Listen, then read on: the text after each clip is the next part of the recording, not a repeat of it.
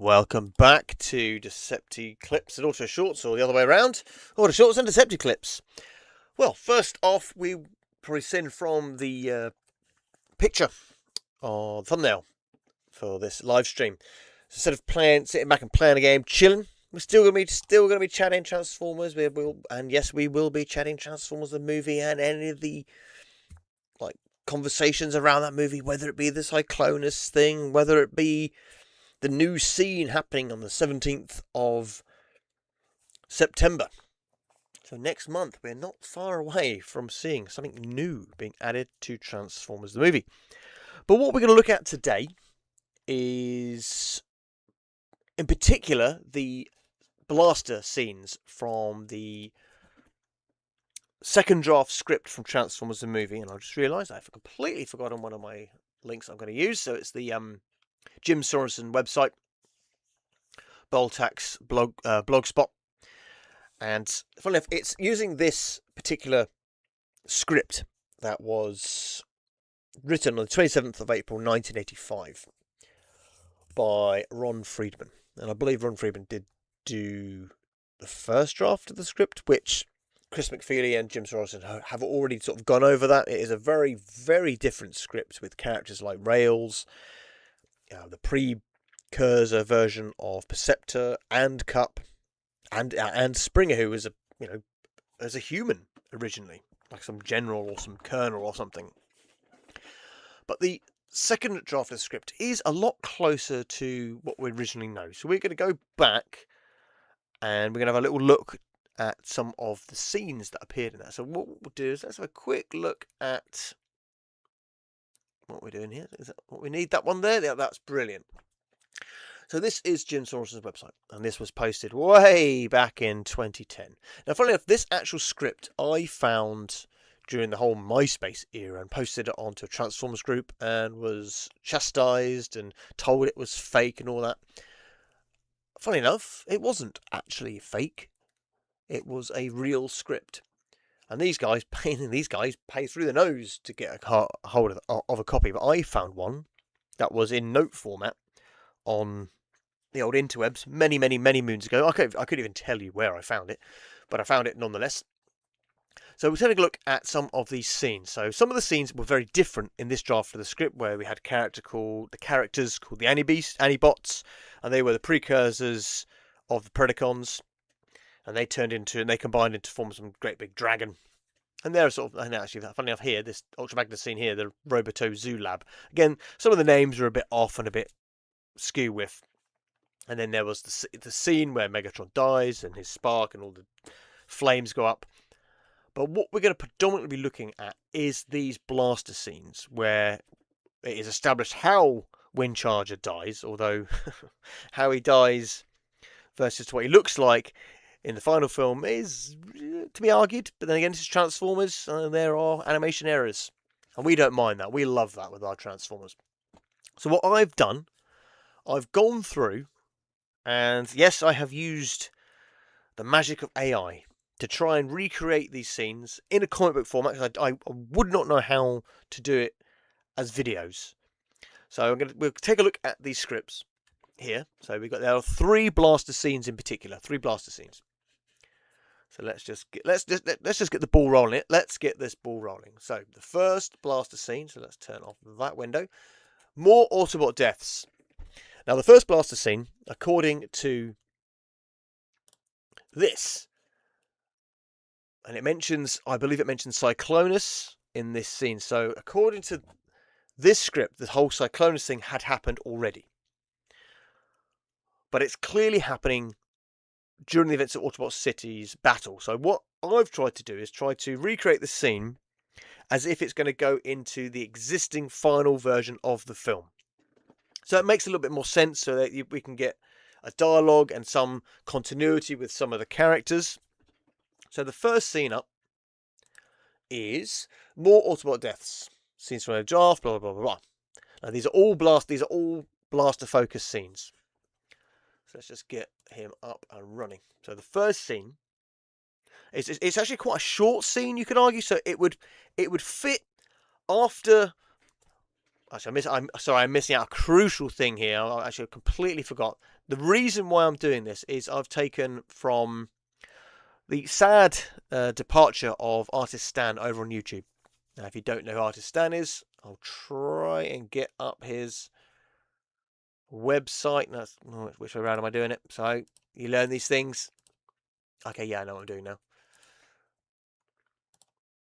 No, not that one. I will be getting there. No, not that. Definitely not that one. That is a totally different. Have I turned it off for some reason? Why have I done that? So I did not mean to do that. Ah, yes, back here. So, why did I do it? Why have I gone back and decided to recreate these blaster scenes? This guy, Artist Stan, I do not know him, never knew him personally, and I know that he died Christmas Day 2025. So very sad, very sad. Poor chap had cancer. And what he was doing, he was going back over some of the old scripts, old storyboards from Transformers movie, and there are a lot of them here. The scene on the shuttle, again, is much longer. I might even give it a go myself. Like the comic book side of things, like when it comes to animating, I would not know where to start. So this chap was going over Transformers the movie and redoing some of the scenes. The scene where Dirge goes to sort of have a sneaky attack on Optimus Prime. The Ultra Magnus battle scene against Devastator. Again, I will cover that one. I don't think the way the storyboards works helps and works with the final version of the film. So I do think that scene, personally, would need a bit of tweaking. But others say, no, keep it intact. Like, I get that argument, but I would say probably not. See, Artist Stan, he is one of the reasons for why I've decided to do this. You can see the guy did so much good work whilst he was alive. Especially the scenes with, well, just have a look at his Mirage scene. So he takes this. That I've been working on. It includes new scenes of the transformation of Autobot City, a sequence with Mirage where he doesn't die, Yeah. and a Megatron flying sequence that bridges to the Breach Their Defenses line by Megatron.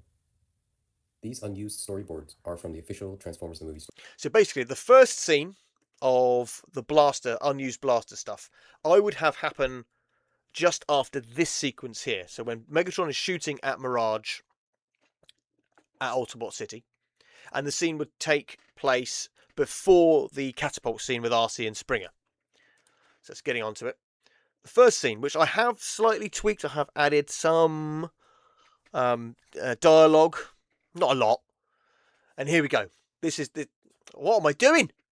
Was I not even showing anything? That is embarrassing. PowerPoint, right? PowerPoint is on.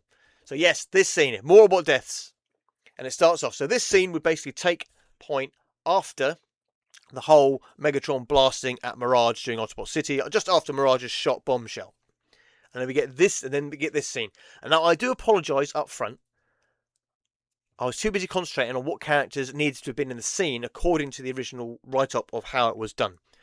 So I apologise for that, and I didn't make it sort of orangey, like Autobot City, and I sort of just run with the picture. So I might go back over and rejig them again, but there was a lot of arguing between me and the AI, and it was really winding me up. So some of the pictures aren't perfect. That's something I'm working on. As you can see here, we've got an extra hand has appeared next to Blaster, and I've literally just noticed that. That's kind of annoying. But never mind. We'll work with what we got.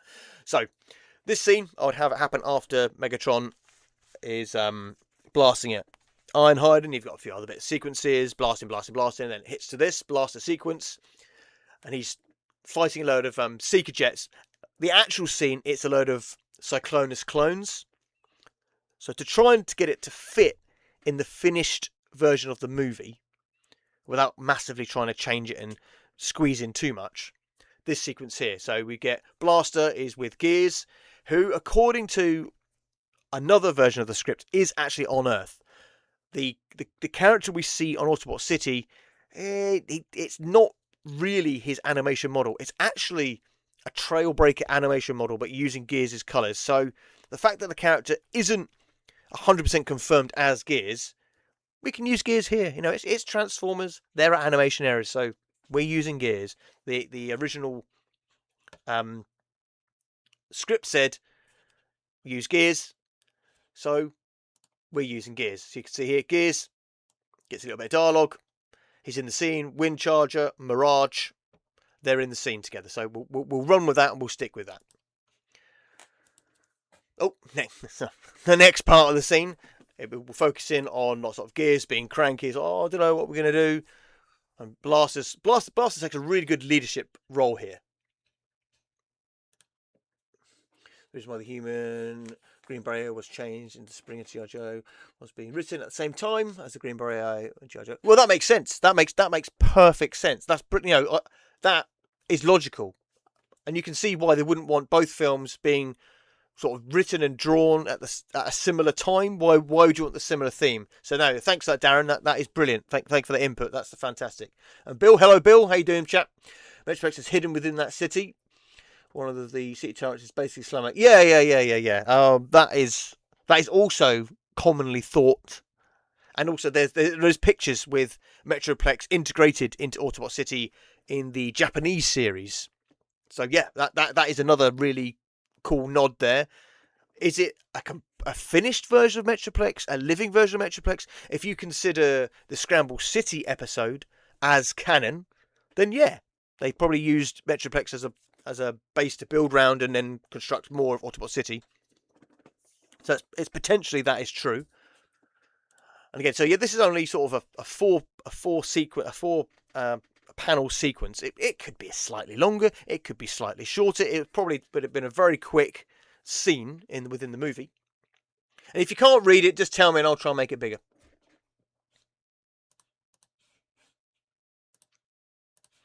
And then from there we move on. Hopefully it's still, I'm not clicked on the right bit. And then we get the death scene. We get Gears' death scene in the movie, where he is basically, what happens is one of the Cyclonus clones just drops a bomb on him and he explodes. And you can see the AI didn't quite get the gist of that. It was trying to make it not graphic and violent, which was quite irritating. So I've run I've run with what it's given me, with extra legs on the floor. Well, they're meant to be Gears legs. That's all meant to be Gears being blown up, basically. So yeah, Gears is basically bombed into like when he's having a good complaint against with oh, oops, went the wrong way there. When he's complaining with Blaster, and that's when the jets swoop down and blow up Gears. Like Gears is blown up. Poor old Windcharger with his extra leg here is thrust up into the air. He's blown up into the air. And then it pans into, oh, well, we don't need that. What's this? And then it focuses in on Blaster. Oh my God, Gears, you're being blown up. And then to his horror, as he's looking further up into the sky, we get poor old Windcharger who's literally been blown off his feet, thrown into the air. And the way it's written is that the Cyclonus clones are literally flying through him. They're flying through him, ripping him apart. So that's the original fate of Windcharger. So that's how Windcharger. But you could change it that he is thrust into the air and he's blasted, and he lands where RC finds him. So he doesn't have to get ripped apart, because the picture, to be fair, didn't come up with that. But yeah, so you can have it the Seekers or whoever is flying around and they're blasting because he's an open target at that point and not being covered by Blaster or Mirage, who you would assume have also been knocked back by the blast by the Seekers. And then from there, the poor old remnants and remains of Windcharger rain down, even with an extra Ultra Magnus leg, rain down on Blaster, according to the original write-up in the script. So yeah, poor old Windcharger is ripped apart, and his parts rain down on Blaster. Okay, I added that dialogue. No, Windcharger, man. So yeah, this would take place after crumbs. Yes, this would take place after Blaster has been in the crow's nest. So yeah, it does make sense. It does make sense because the Devastator building thing doesn't happen until after that. So yeah, no, this does work in that flow. So yeah, you could argue that the crow's nest is taken, although the Decepticon cassettes were in fact losing that part of the battle. Maybe they managed to turn the tide, and so Blaster and Perceptor and his cassettes had to escape. Right, you can comics. By the way, you're just going off or the 86 movie rather than the unused script that had some characters. Okay, so yeah, this time around, Bill, I'm looking at the. Let's go back to Oh yeah, and then you made me put up a spoiler there. So what happens after that is, with 2 Autobots down, Blaster and Mirage get the hell out of there. Run, because at that point you can imagine the Seeker jets coming in, bomb. They've seen some nice targets, and they're just going to keep piling on the assault. So these guys run off, and then a panel I didn't actually put into this sequence is they're being watched over by RC, Hot Rod, and Daniel. Now, you could argue that at that point, then they go and run towards the catapult room at that point. But I didn't think it was necessary to add that, because you would just go from this scene, they're running the hell out of there, and the others sort of seek an opportunity to run towards a catapult to load it and shoot at Devastator. So Bill, this time round, I'm looking at the second draft script. So not the one with Rails, not the one with the humans, not the one with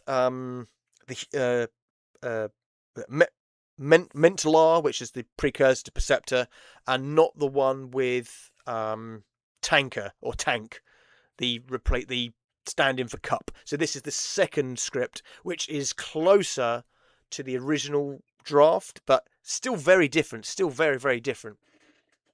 So yeah, look at the second version of the script. That's all right. So as you can see here, you do the sequence. More Autobot deaths. They're trying to shoot down some Decepticon jets. Obviously, the usual Gears is not sure of the situation. Always the pessimist. And you could argue he's right in this occasion, because he dies. And actually, this dialogue here, according to some sources, that was actually recorded dialogue by Don Messick. We're finished. And it's thought he's saying that when Devastator's combining. And the is either he's been shot dead, or he's scared of the fact that Devastator has been able to merge. So I thought, well, why not use that lost dialogue, that lost recorded dialogue and line, and put it back into the scene, and adding into Gears' death. So I thought, it's got 2 uses. This scene was written to have Gears die. The other sequence was written to potentially have Gears die. But it was actually recorded dialogue from Don Messick as Gears. So yeah, that's why that dialogue is in there. And then, obviously, this is Blaster's reaction. No! And then Wind Charger, as a result of said explosion, is then ripped apart and rains down on poor old Blaster, who then goes, retreat, we need to find cover, let's get out of there. And yes, they're watched by Cup. No, they're not. They're watched by, according to the script, RC and Daniel and Hot Rod. But I didn't... The AI did create it, but it looked a bit rubbish, as in worse than these. So I didn't bother putting it in. I didn't think it was necessary, because you could have it that as the montage of the battle's going, and then it could go into that sequence with the catapult. This one doesn't have to follow just before it, but it does have to come after the crow's nest sequence, which is slightly different with other characters. I haven't done that one. And then we get the second of the 3 sequences that are a part of what they call the Blaster Resistance storyline. Now, this happens just so, if you're thinking of the original final cut of the movie, this sequence is basically how the Autobots get split up. The guys that end up on the ships and the guys that don't. So that means, yes, that means Sunstreaker. Yes, that means Blaster. Sorry about that. Does the second script keep... No, it keeps Ultra Magnus. I'll show you. Hopefully it pops up. Yep, there we go. The second script, Ultra Magnus. There you go. So it's Ultra Magnus that, whether he was red or not, that's between you and me. You know, whether it's the red version of Ultra Magnus, which we now call Delta Magnus, or it's the blue version of Ultra Magnus. Who knows what he might have coloured he might have been at that point. But yeah, Ultra Magnus is still City Commander, not, as far as we're aware, Delta Magnus. So yeah, so just to confirm, Ultra Magnus. And the second scene, let's just go into it. Again, it would be a short sequence, so I guess what you'd have is the Autobots have jetted off into space, and then you might get the Galvatron attack when he's hunting down the Autobot shuttles in the Revenge, and then it could clip back like Flash, not flashback, but Flash 2 or Flash. Well, yeah, go back to Earth, because we never actually go back to Earth in the original movie, and they did in this script, so you get an idea of that there were some survivors, which is why Blaster doesn't appear on Junkion or Quintessa.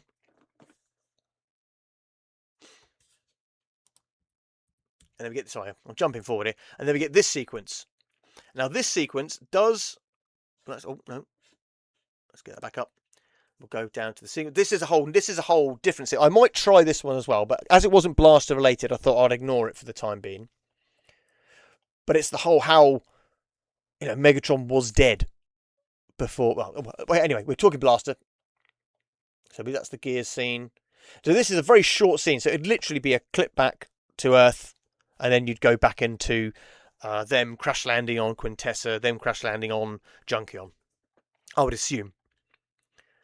Or Galvatron going back to Unicron to be told off for not actually killing Ultra Magnus. So yes, this scene does specifically mention Trailbreaker. It does mention Trailbreaker. And I know from some of the storyboards, that Trailbreaker is in fact considered dead. We'll try and find it quickly now. What's this? That's Blaster. Decepticon jet flies outside. So that's the crow's nest. Okay, here we are literally on top of it. This is again, an extended sequence with Optimus Prime versus Megatron. It is longer. Not more fisticuffs. More tussling. And then we get, he throws down Megatron. See, this is quite a cool sequence with Hot Rod as he's running towards to get to help Optimus Prime. He's fighting off all the Constructicons, which I think is pretty cool. And then we got Megatron, and I think it's when the Decepticons are running away, if I'm correct. The original, this version of the storyboards, which is, there's no date on that page.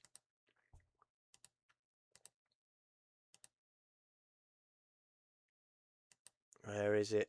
Bone Crusher. Oh yeah, here we go. Sorry, I've gone back too far. So this version of the storyboards does actually confirm dead Autobot Trailbreaker.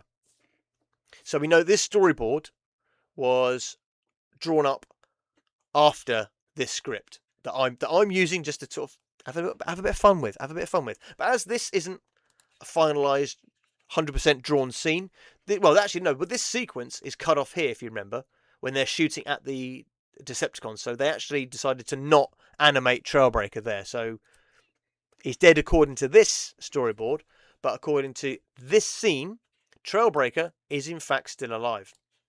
So we're running that. We're running with Trailbreaker being alive. And why is that still on the board? Get out of the way.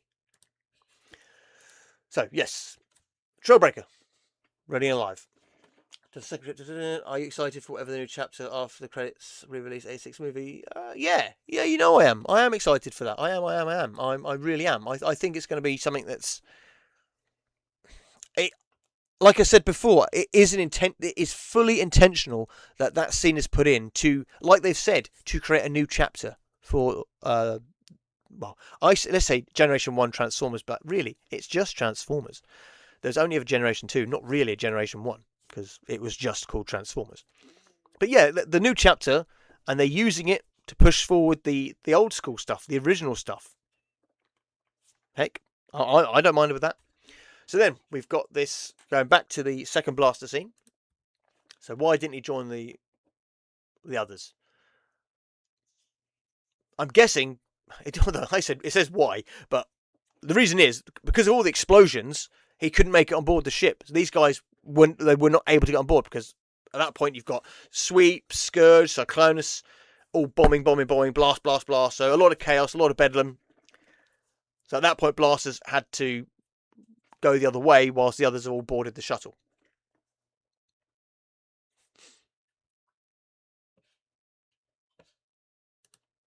It's possible, like you said before, it's highly possible that is going to be a thing, and that is the case, that they will do and will go along that whole, a very I think it's boring. I think that is very boring. It's too easy and safe. Is it wrong? No, it wouldn't be wrong to do that. But it's just a bit. It's just a bit like what? Like really? You're just gonna do that? You're just gonna tell us what we already know? You know? I don't know. Who knows? Who knows? Oh, we lost Darren. Darren, come back, Darren. So yes, we've got again. So obviously the shuttles have taken off, and just to keep continuity from the last sequence where Blaster's running away with Mirage, I've had the AI put Mirage in the scene, but he's damaged and being repaired by Trailbreaker. I thought that was quite a good idea. I thought, heck, it's never confirmed if Mirage dies. Yes, the sequence. Now let's go back to Artist Stan's page, if we can get it back up. Yes, we can. Yes, according to Artist Stan, originally this whole sequence, that this is as far as he got. This is as far as he got when he was doing the sequence. Megatron flying sequence that bridges to the Breach Their Defenses line by Megatron. These unused storyboards are from the official Transformers the Movie storyboards. I've edited the storyboards into this animatic. I won't be able to fully animate these sequences, but I will loosely color them soon. See? Quite cool, right? Quite cool.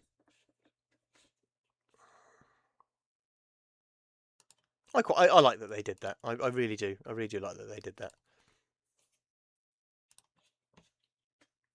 Make those sequences a bit bigger. So keeping it in tune with, yep, they do that scene. Mirage does take a pop shot at Bombshell, hits him, takes a pop shot at Megatron, misses him. And the idea is Megatron shoots back, destroys that section of the bridge, thus destroying Mirage. But again, as that sequence was never finally animated, and sticking with what Artist Stan's mission was to do, was to kill no more Autobots, I'm like, hey, why not? Mirage is specifically mentioned in this sequence, which does, in my eyes, or should happen after that part of the Autobot battle sequence, when the Autobots are on the losing end of the battle. So yeah, so Trailbreaker is mentioned in this scene, so Trailbreaker is fixing Mirage up. Why not? Why the hell not? And Sunstreaker is also mentioned, but unfortunately, as you can see with Sunstreaker, he has got blaster details, and you'll never guess how much I tried to get the AI to remove those details, and oh my god, it gave him a big head. It just did so much weird stuff with Sunstreaker. I just thought, this is the best picture it's created. I'm going to run with it. So for the minute, yeah, this picture, old Sunstreaker has some weird blaster details on his chest. I couldn't get it removed. And Sunstreaker being Sunstreaker, he's not happy with it. Like he sees it that they were abandoned. Like he's like, because at this point, if you're thinking, he's literally just arrived more or less with Optimus Prime on the planet in one of those shuttles, and he's been left behind. He's been left behind. So he's probably a bit cranky, a bit annoyed with it. And then Blaster reassures him, fair and square, ain't nowhere. When the Decepticons are playing shake and bake with the universe, sum them up, gobbled up the moons of Cybertron, and put the Decepticons back together. Yeah, again, in this this version of the script, when the Galvatron is created, when those Decepticons are created, Unicron then repairs the others, so to make them fully battle functioning again. So or the Ingester, as he's also known at the beginning of the script, and then towards the end of the script, he's called Unicron. So there's a bit of a weird sort of change there. I can't see why it randomly went from Ingester to Unicron, but it did.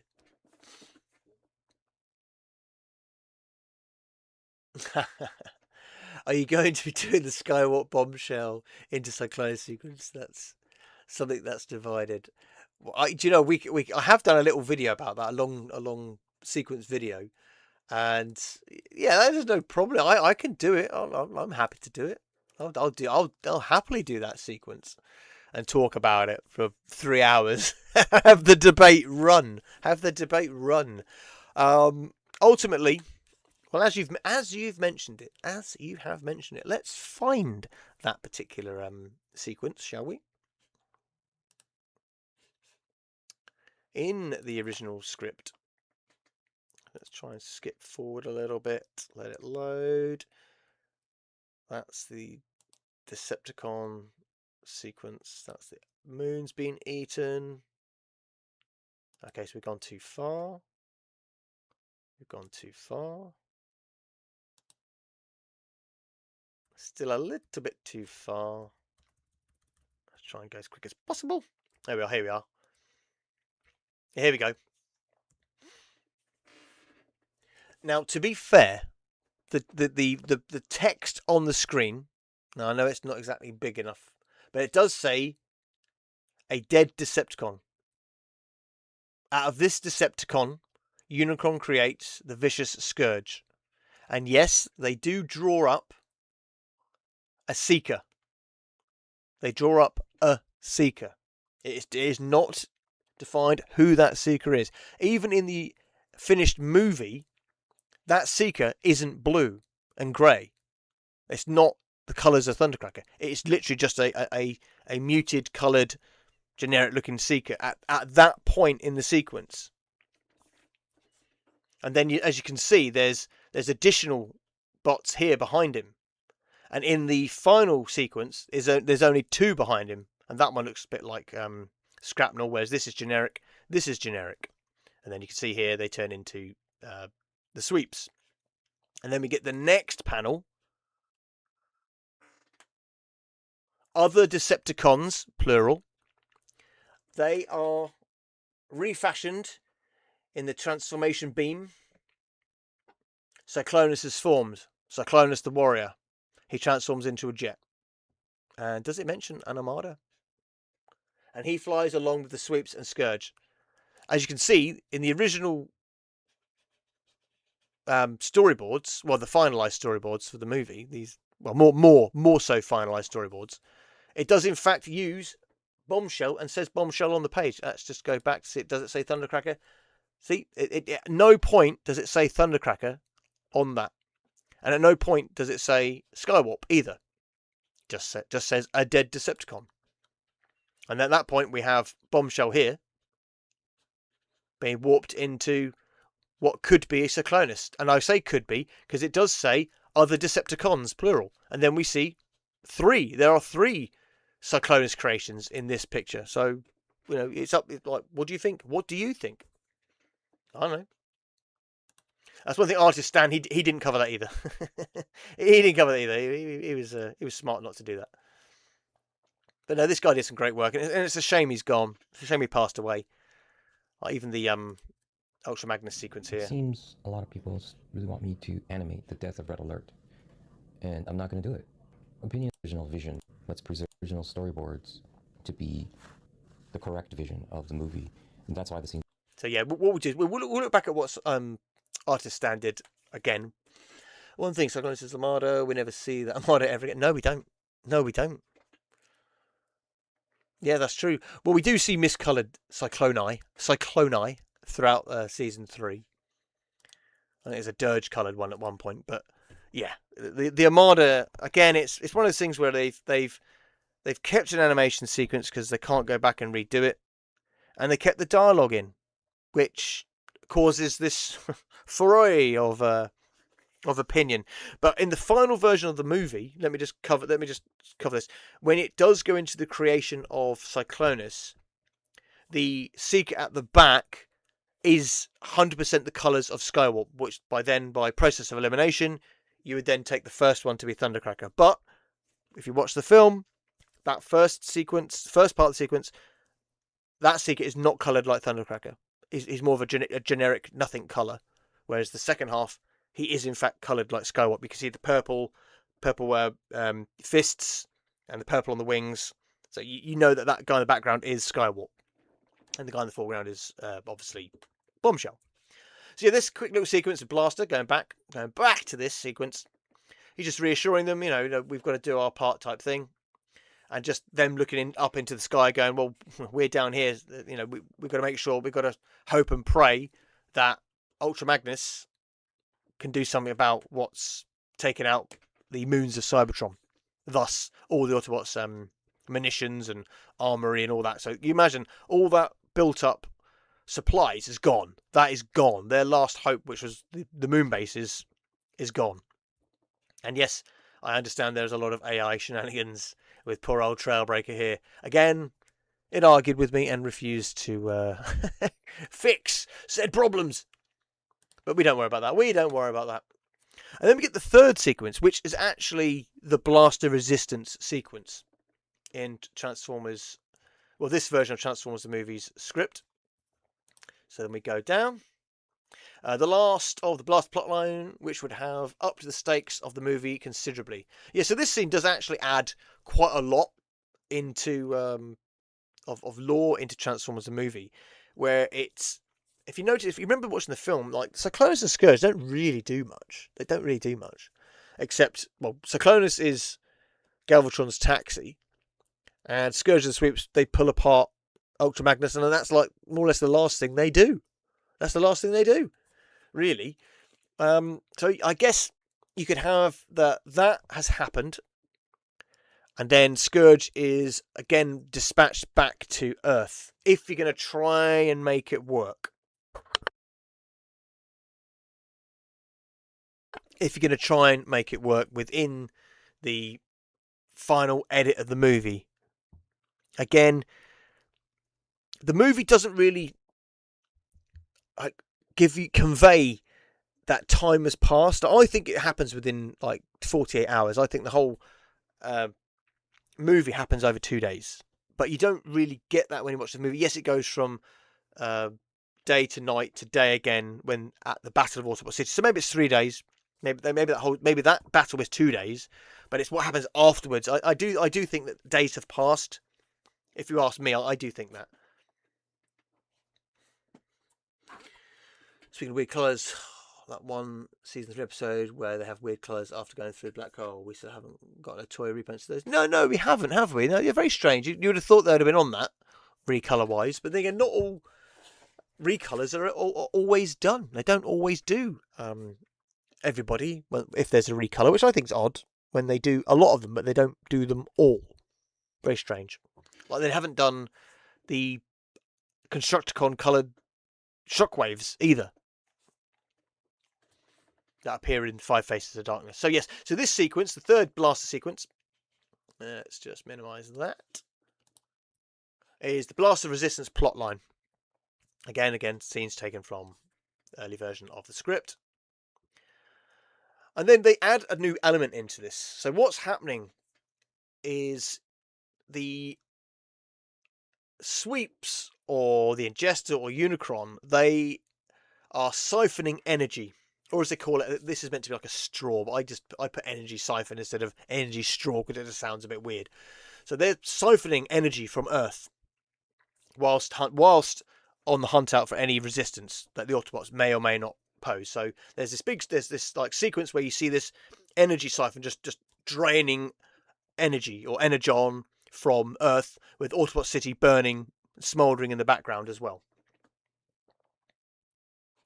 And then from there, you get Scourge leading a whole load of Sweeps, and they're scanning and searching the surrounding area around Autobot City. So they'd be sort of around this type area, around maybe at the back here, through this road.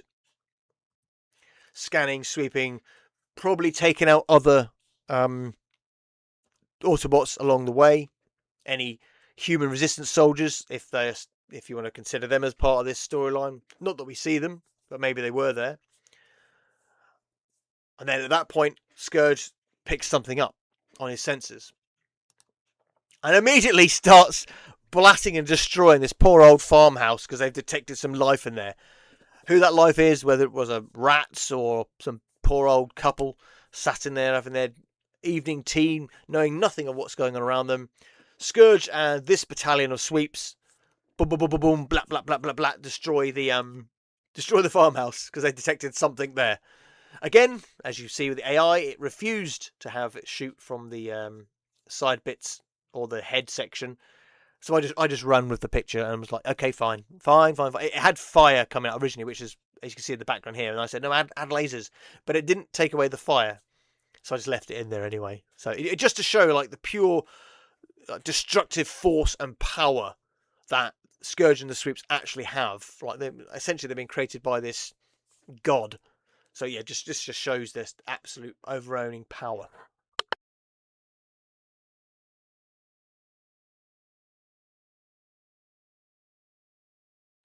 No, they haven't done that character, and I can't remember. He's been retconned into a new name, hasn't he? The Micromasters Scorponok-ish character. So I don't know what his name would be. I can't think. If everybody else knows the character's name, put it in the comments.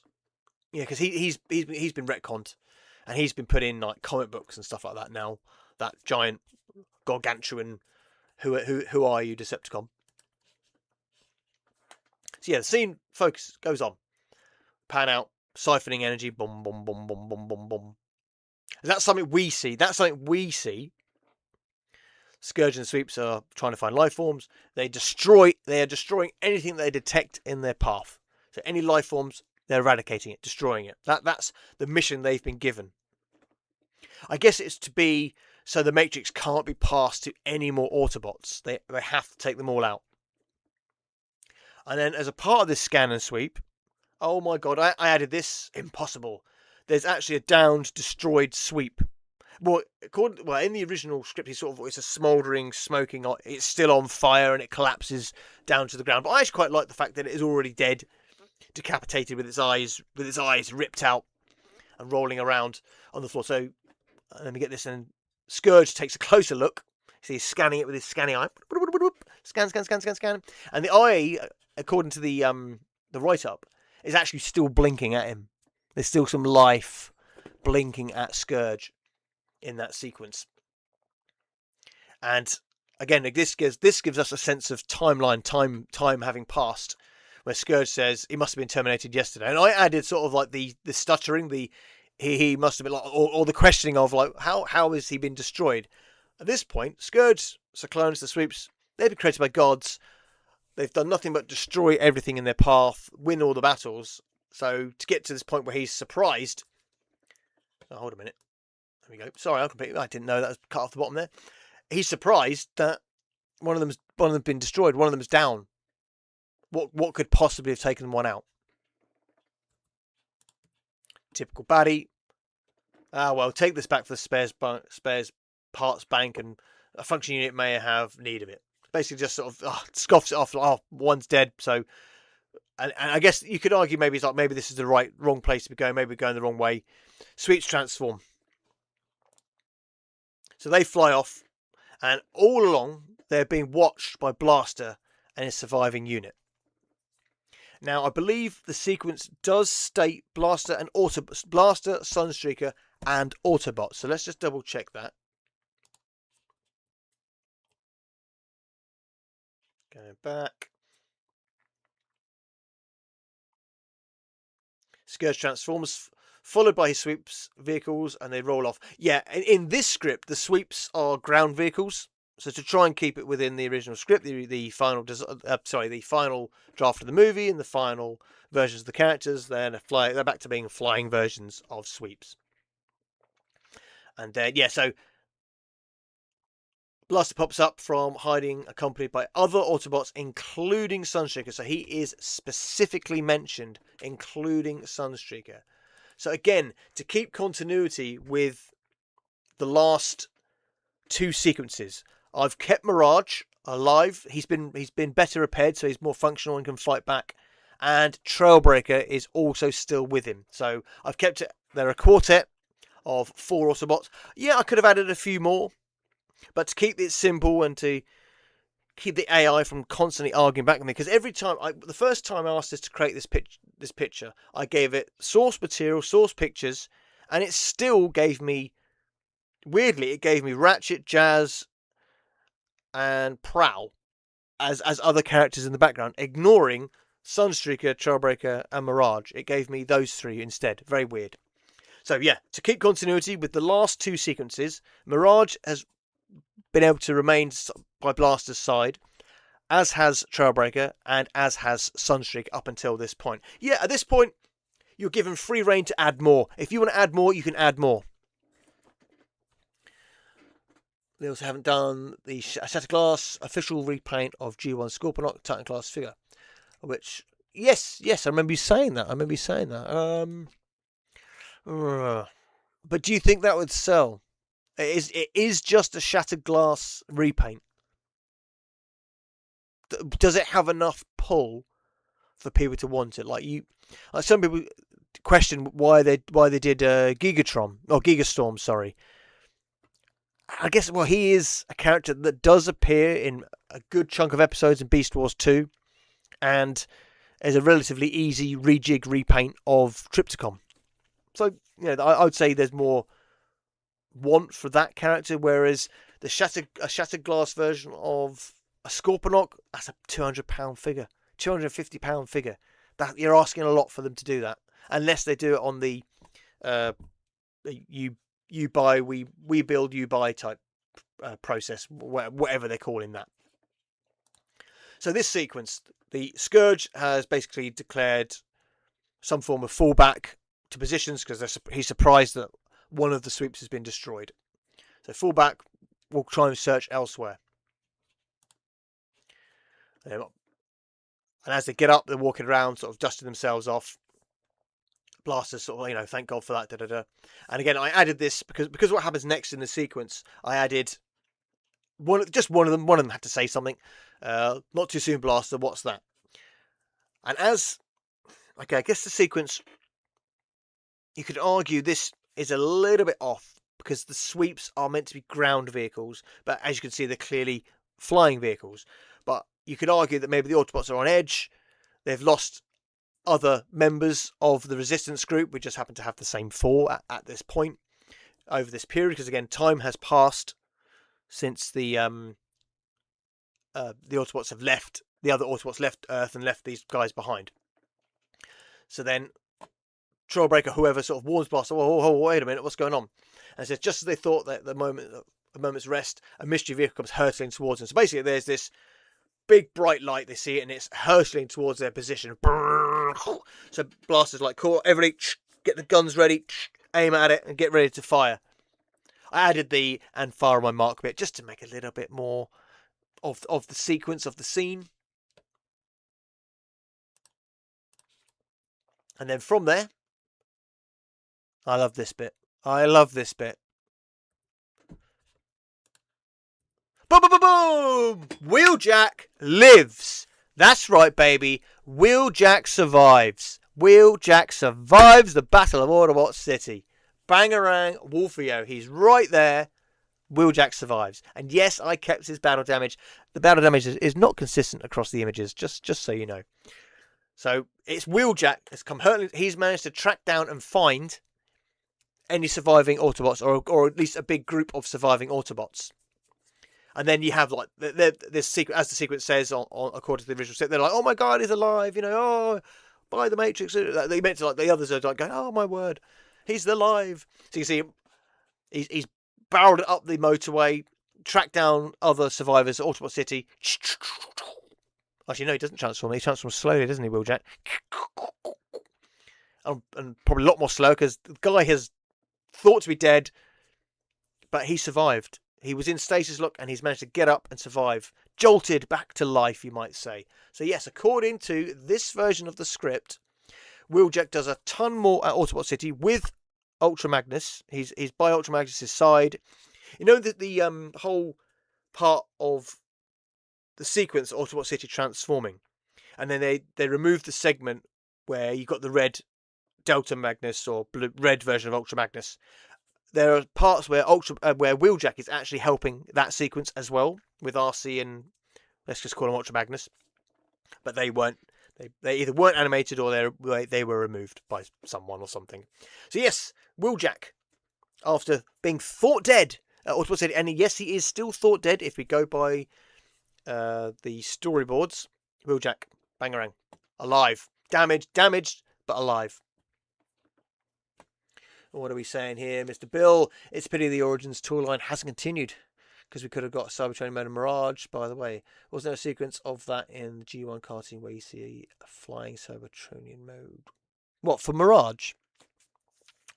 I don't know what that could have been a flashback sequence in one of the episodes, or is it meant to be in at the beginning of the first episode, because I believe, I think there was meant to be a prowl sequence. You know, when you have Optimus Prime, where Jazz transforms, and he's the first one to arrive back. No, is he the first to arrive back at Iacon? Let's just say he is.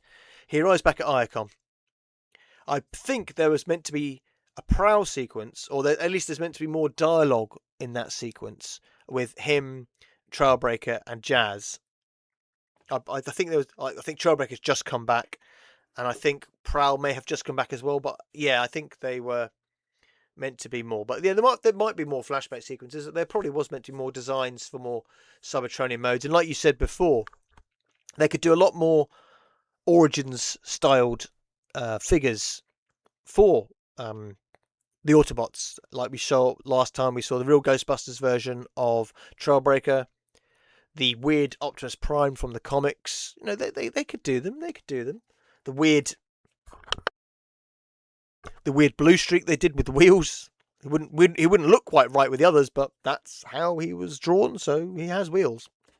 So yes, this sequence, Wheeljack surprises them. Oh, didn't mean to go that way. Hurtling up the motorway. Autobots, all guns out, ready to shoot him. It's Wheeljack. Wheeljack is alive. Alive and well. Damn right well he should be. And as you see, like, Blast says, "Oh, Wheeljack, I figured you were incinerated in the city." Again, see, this scene, again, still implies that Wheeljack was meant to be seen as destroyed at Autobot City. And it makes you think, what versions of the early scripts did the Japanese get to see before they did Headmasters, before they did Master Force? Because as we all know, Wheeljack's alive and kicking in Master Force. People, oh, well, the movie wasn't released until after, blah, blah, blah, blah. But you can't tell me that some of these Transformers writers, Transformers fans, would not have seen the movie. They're not. You know, it's not as if it was the 1700s or anything like that. You know, these things were available to be seen. Yes, a lot harder than it is now with the interwebs, but not impossible. Not impossible. So yes, so Wheeljack, and Wheeljack alludes to he said he's actually had been tracking the Autobot shuttles as well, and he detected as a part of that research. Now, I use the phrase missiles because the missiles or torpedoes or whatever you want to call them are used in the final sequence of the film. So the missiles that Galvatron destroys the shuttles have some element called moleculin or moleculin. Okay, it just explains how the ships were so easily destroyed. The Revenge was built from Unicron, so thus it has super destructive missiles and weaponry. Thus, the shuttles didn't last very long against that new Decepticon or Unicron-built ship. So yeah, so we get that from Wheeljack. Although he's down, he's been injured, he was actually keeping track of what was going on above him as well. And then again, yeah, sorry about this. I couldn't get this picture to fix Wheeljack. I don't know why it kept on blurring out his face. I'm like, oh. And again, it kept on doing weird things by making blasters small and stuff. So it just bothered me that it kept on doing that. So yeah, at this point, Blaster rallies him round and goes, right, no, guys, come on, we've got to get together. We've got to find some more survivors, and we've got to go and kick some ass back. We've got to go and kick some ass back. And then the sequence ends with the energy siphon. Boom, boom, boom, boom, boom, boom. It's getting more intense.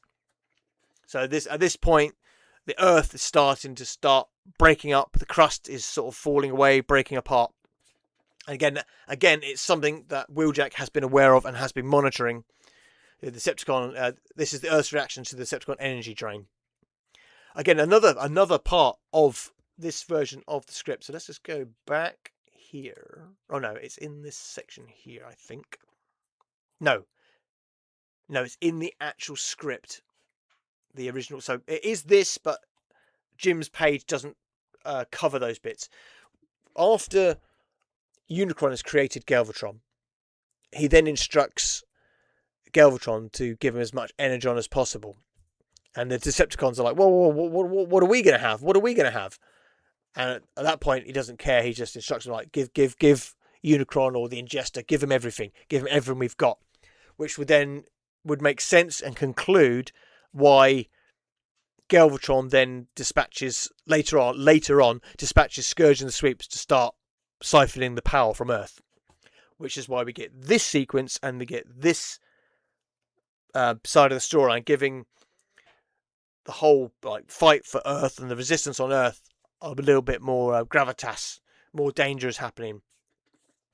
And we see Wheeljack has been monitoring that, so it's important that Wheeljack lives.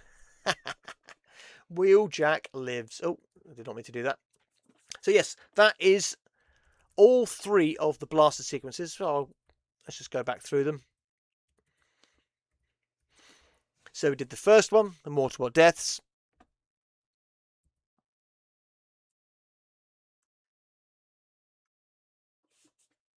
And I've just realised I've done all that and I've left this other page on. I apologise for that. Let's go back again. So I was trying to be quiet that time. So yeah, Mortarbot deaths sequence. Gears dies. And confirmation of how Windcharger dies. Or at least a version of how Windcharger dies. He escapes with Mirage. Then we get a short sequence where it flashes back to Earth. And again, to keep continuity, I kept Mirage in the sequence being repaired by Trailbreaker, who is named in this sequence.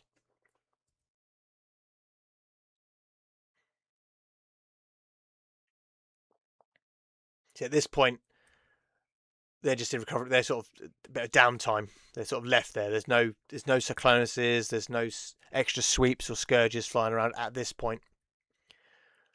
And then we go into the more Resistance storyline, and in fact, I do love this Resistance storyline. I think it's brilliant, and I would love to see this properly animated. And yes, I would love to see these sequences put into the final movie. I would love it. I would actually love it. They don't have to look like this. Obviously, this is my interpretation on AI. This is me and an AI working together to try and recreate these scenes as comic book pages to sort of show a visualization, because we can all read it on black and white pages and it gets a bit boring.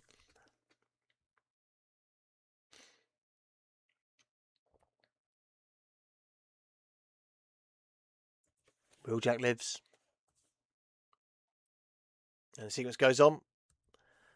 And that is literally the end of the blaster sequences. And we can only assume that following the blaster sequence, the destruction of Unicron by Rodimus Prime opening the Matrix, by Hot Rod opening the Matrix and becoming Rodimus Prime, that the energy siphoning ceases and stops and allows the Autobots to rebuild Autobot City and or Metroplex, or rebuild Autobot City and Metroplex after these events, as there are some characters that are clearly still stuck on Earth trying to live their best lives post Unicron incident and war. So yeah, what do you guys think of the blaster sequences? Do you think I've done an okay job? I'm not going to say it's a great job. I've done an alright job with recreating these sequences. Best I can do. I'm not going to be able to draw these. I don't have that skill set. So I'm thinking using the whole AI to sort of give it a boost. Well, that's me. Use the tools you got to try and rebuild. Now, what I might try and do is get that back on the screen. I'll turn off the PowerPoint now. And I might try and go back through and do some more of these scenes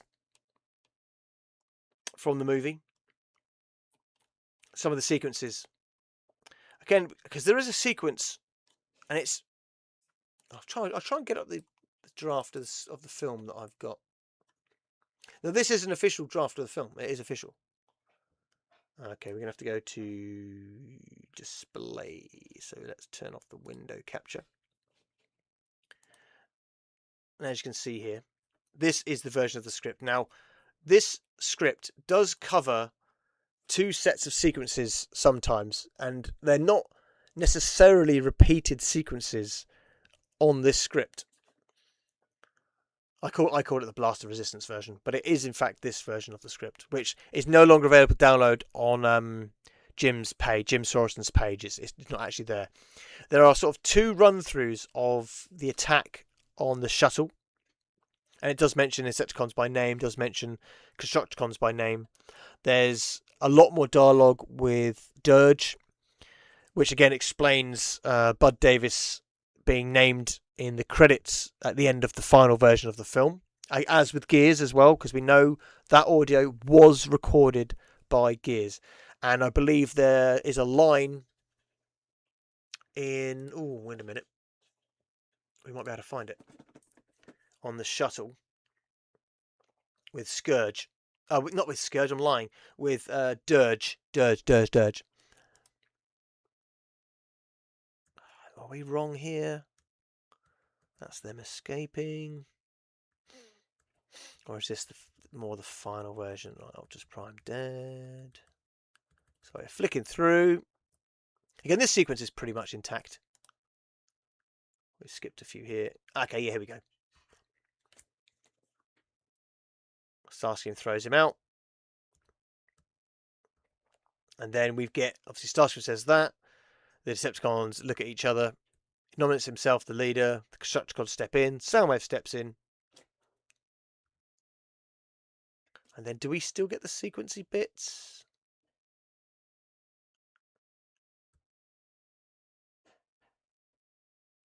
I thought there was a part where we had Blitzwing has some dialogue.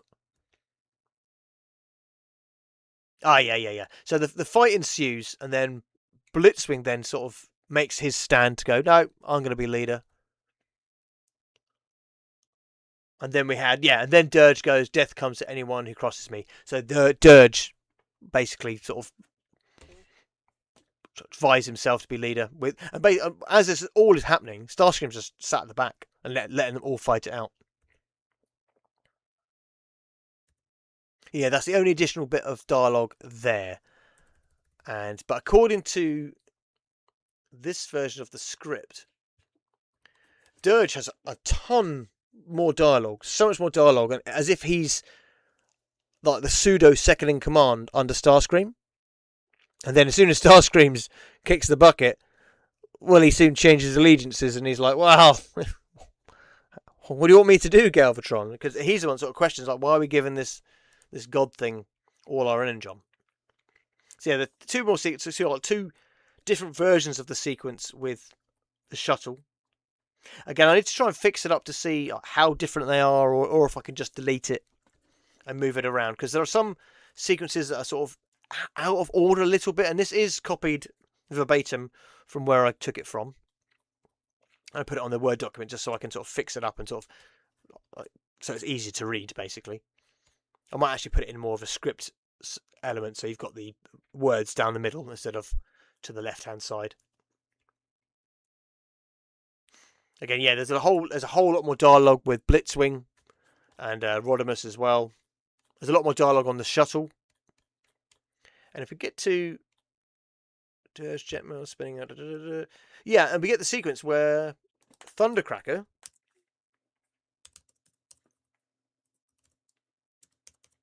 let's try and find him. Every time Thundercracker is mentioned. So Thundercracker's name is mentioned 6 times according to this. And they're attacking. And they're attacked by Sunstreaker, Hound, and Bluestreak. Which, if you remember, they're 3 of the 4 characters which are stood with Cup in the final sequence of the movie. And again, we know, that's a continuity error with Sunstreaker and potentially Hound as well, as they appear with Optimus Prime. Well, actually, literally Sunstreaker's flying the shuttle. Flying the damn shuttle that lands with Optimus Prime. So, there was definitely not a lot of communication. Definitely. Or things were changed. A lot was changed in the making of this movie that we are not told about. Oh, yeah. I miss Cybertron. That makes sense. So I have to have a drink there. And then this sequence, Bluestreak runs at Thundercracker as he steps out with a laser saber and cuts Thundercracker in half. Chopping him in half. But what's weird is Thundercracker appears later on in this script. So the remains of Thundercracker and Skywarp are kept, and I think this is again, I'd have to reread this fully and properly. This is Shockwave's death scene.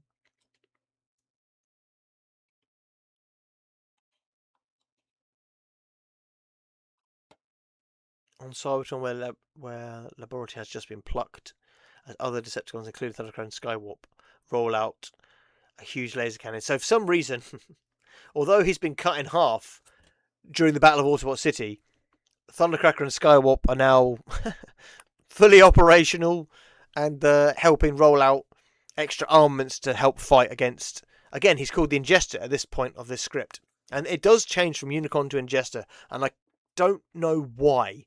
So I have to fully read it and just to get the full context of why that's happening within this version of the script. But this is official. Looses, cluster bomb, string, boom, boom, boom, get back. Yeah, so at this point, Thundercracker is been put back together and he's alive. But no, but that does make sense.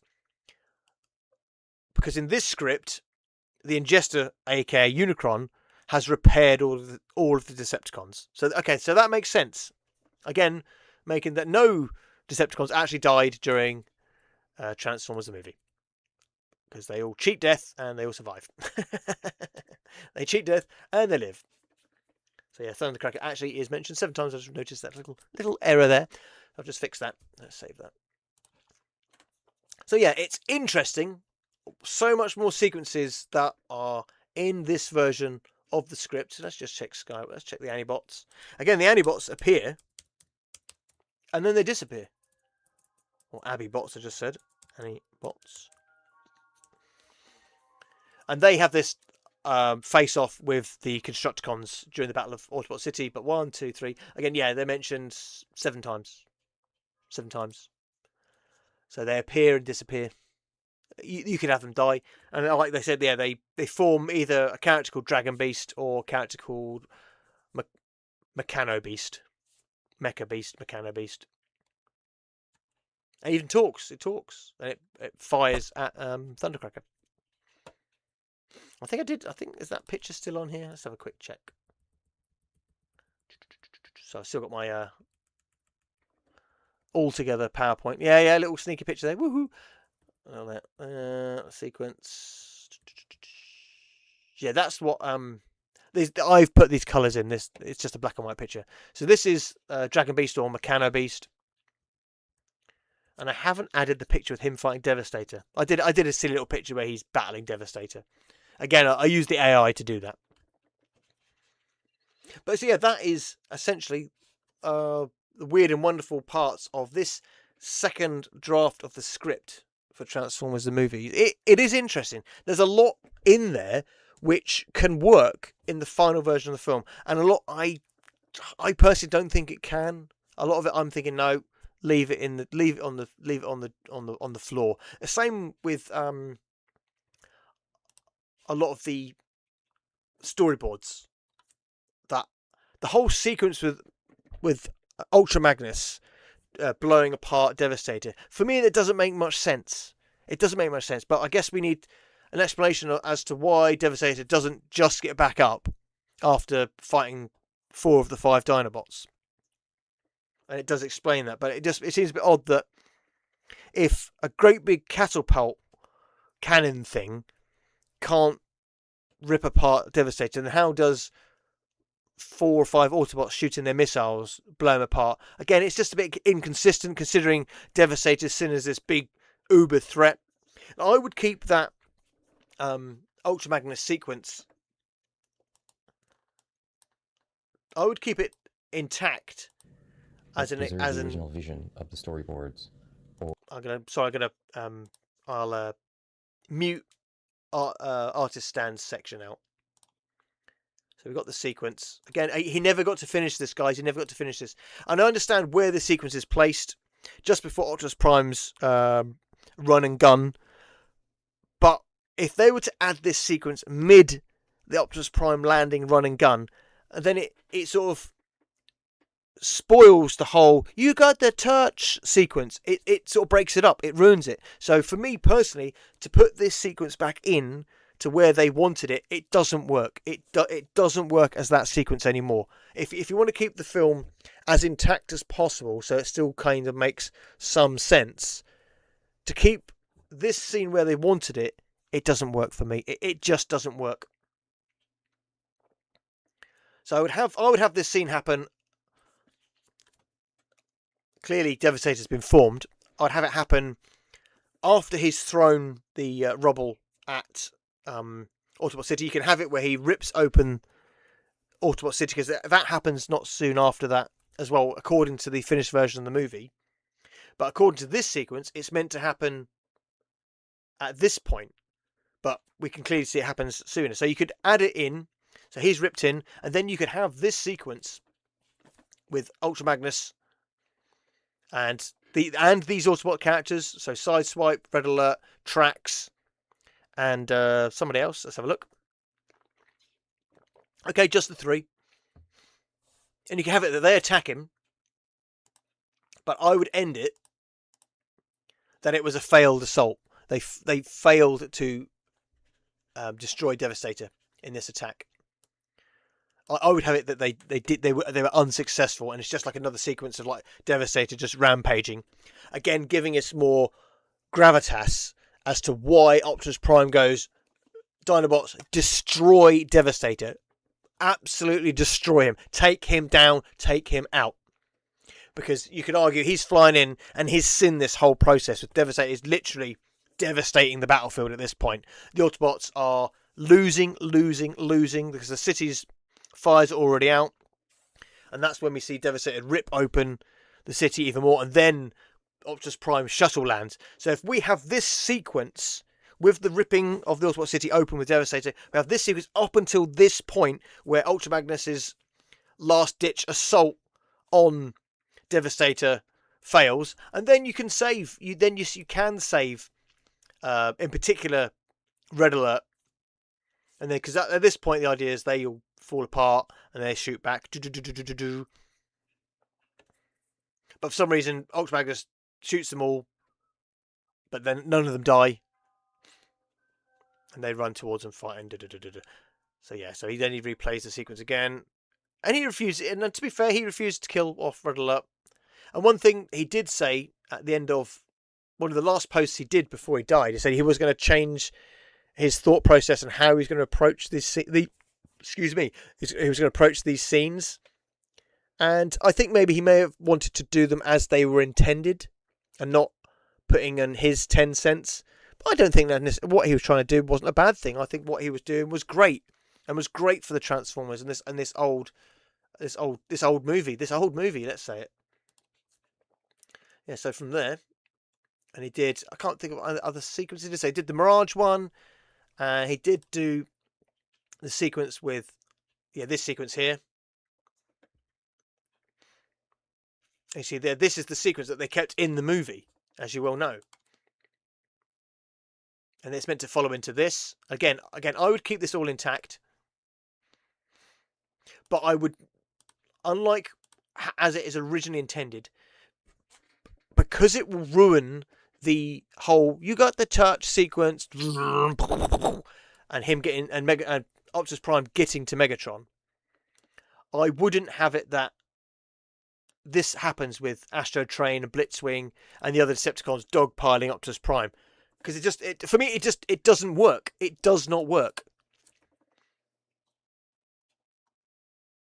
anymore. If they'd put this back in the movie as it was intended, it would ruin the flow of that sequence completely.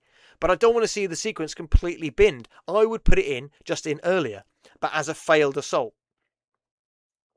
And even then, you could have this whole section where, but you could have it that the Constructicons haven't been ripped apart by the missiles, that you just have this as another part of a battle sequence in the movie. To be fair, Ultra Magnus essentially disappears from the whole sequence. He completely disappears from the whole Autobot battle sequence up until, I think, when Perceptor runs up to them, he goes off with Blur. We never see him again until later on. And we could have this whole sequence with Magnus having a firefight with these characters. Again, keeping continuity that with these characters, they're fighting. He manages to successfully stop them. And then you could go into Megatron saving their asses. They escape at this point. They run after them. And it doesn't have to go into the whole sequence with Optimus Prime face off Megatron. It doesn't have to do that. You could have them still battling,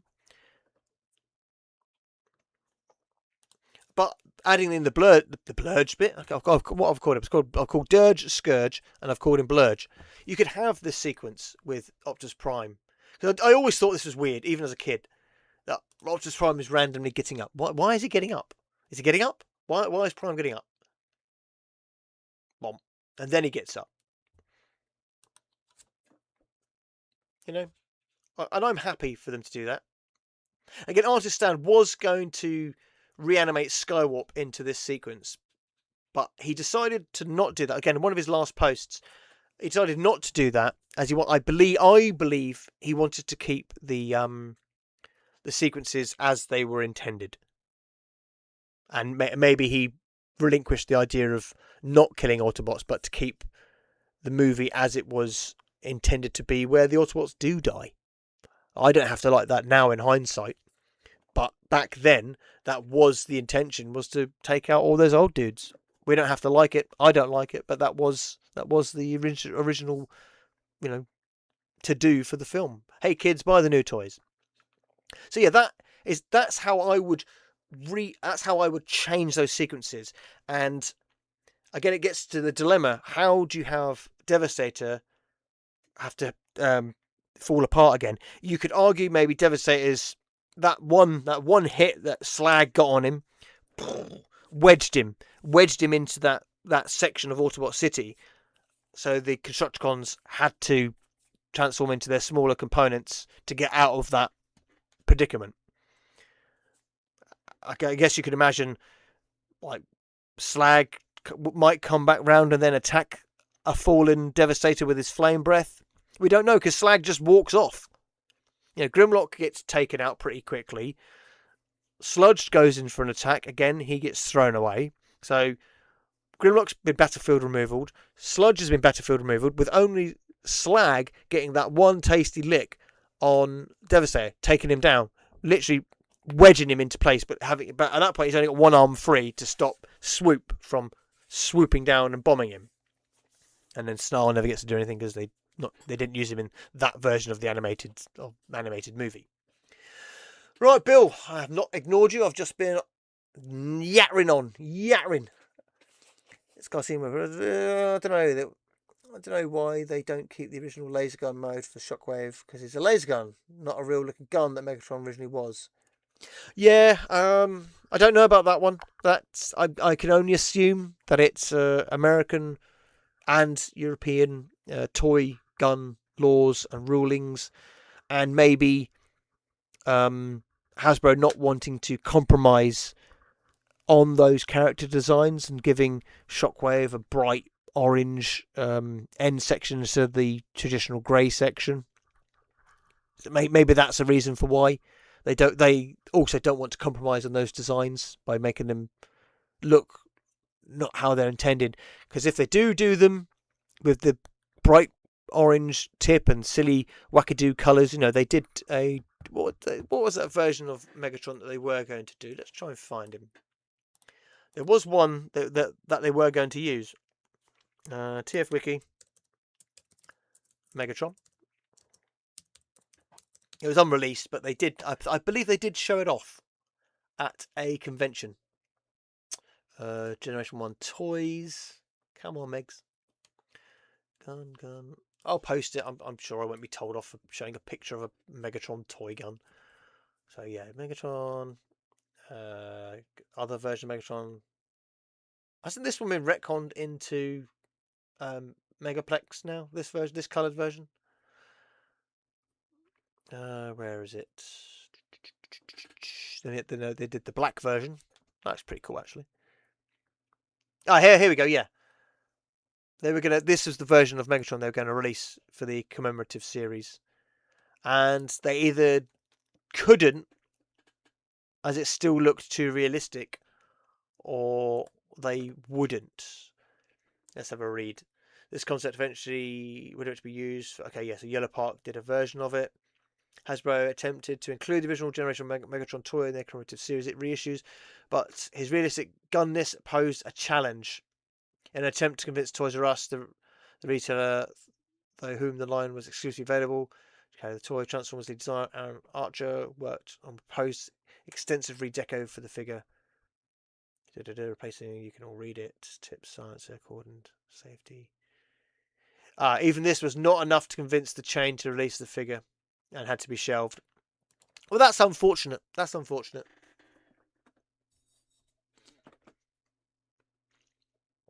Yeah, the classics version of Megatron.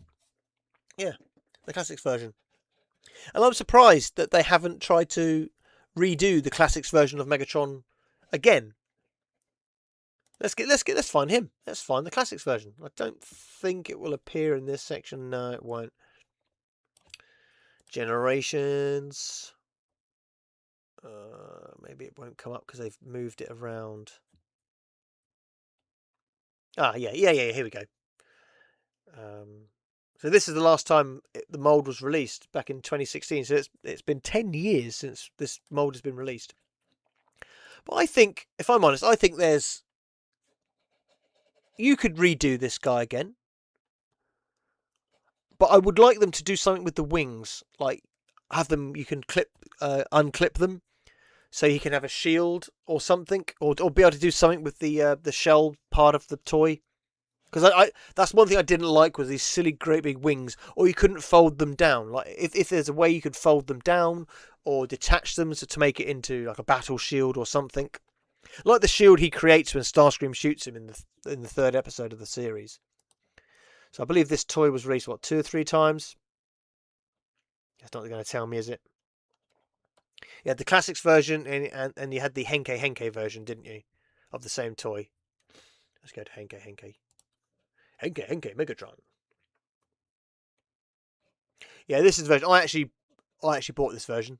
I thought this was a damn good toy back in the day. It was a damn good toy. Yeah, I think if you said Nerf gun about this toy, the Hasbro reps would correct you and say it's a Nerf blaster, Bill. They would say it's a Nerf blaster, not a Nerf gun. That's a little bit of a fact that I do know for you there. Did you see my Devastator comment? Oh, wait a minute. Speaking of Devastator, not Brawl. But it said Devastator on the screen, Bill. So he must be Devastator, surely. What a dumb mistake to have made. Should have been. I think he should have been Blitzwing anyway, instead of Brawl, because Brawl should have been left for a potential combiner in a future movie, but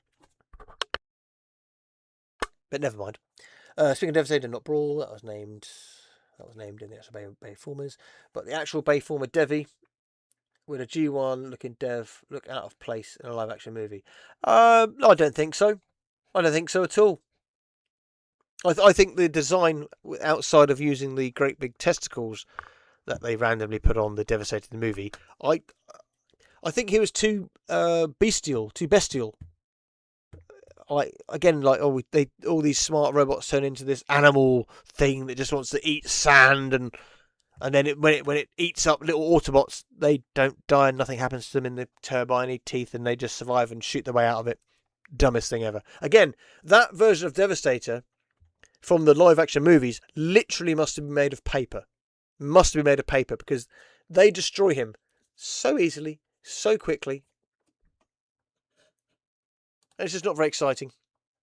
Not very exciting at all. Henke. Why is it giving no link back to the other version of Megatron? Let's see if the TFU page... Oh, we are zoomed in on that. So yeah, we've got the classics version, which was the neon green. Again, I had this one as well. I did like this figure. I did like it. I remember seeing the original leaked images, and I was blown away. Absolutely blown away by the images back in 2000. I thought 2002 the other day. It was 2006. I thought 2006. So that's interesting. That's interesting. It's only 20 years ago. Only 20 years. And then the Japanese did this version, which was vastly superior. It was just the placement of the gun on the arm was probably the biggest.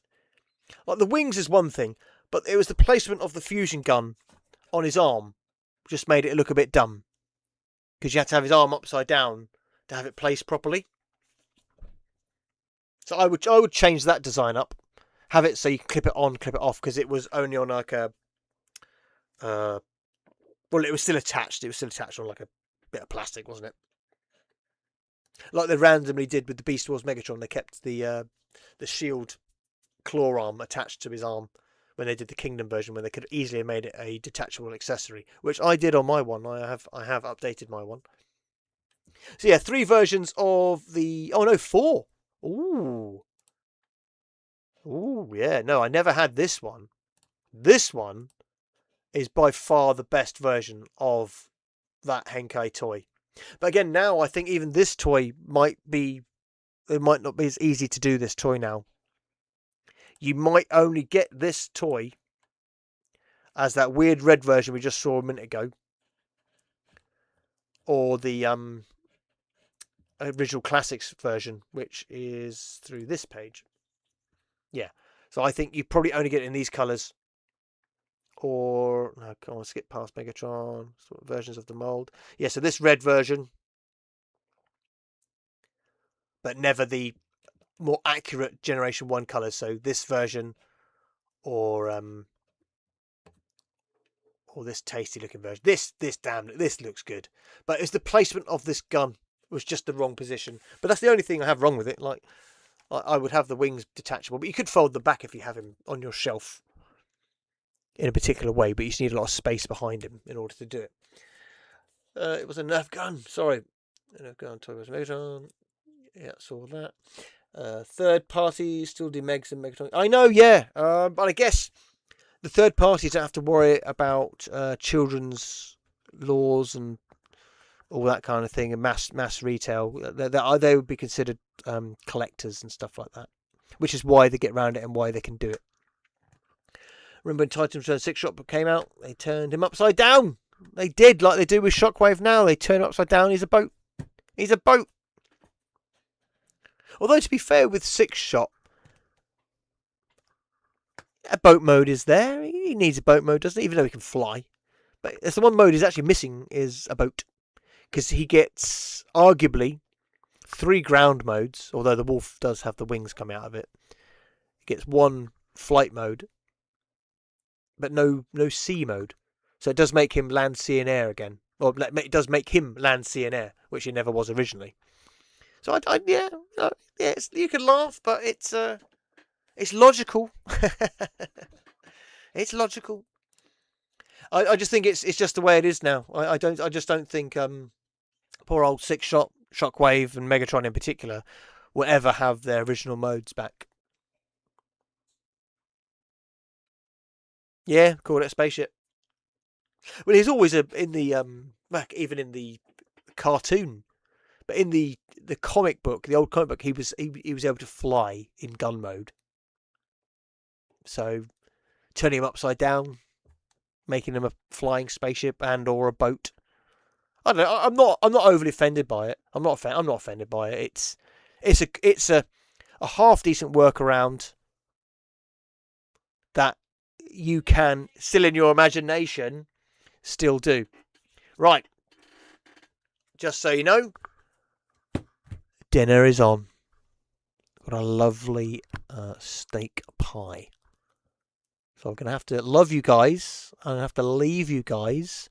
And make 1,001 comments. Spread it far and wide. Share the living anything out of this. I see you 5 guys watching this. Or girls. Or anything in between. So share, like, subscribe. And I'll see you guys, girls, in the next live stream, where I might come on tomorrow, and I might try and play that Beast Wars game, but I might download the fighting game, because it might be a little bit more bearable to play versus the the platformery type Beast Wars game. So yep, I'm off skedaddling. So yep, see you guys and girls. Love, like, subscribe.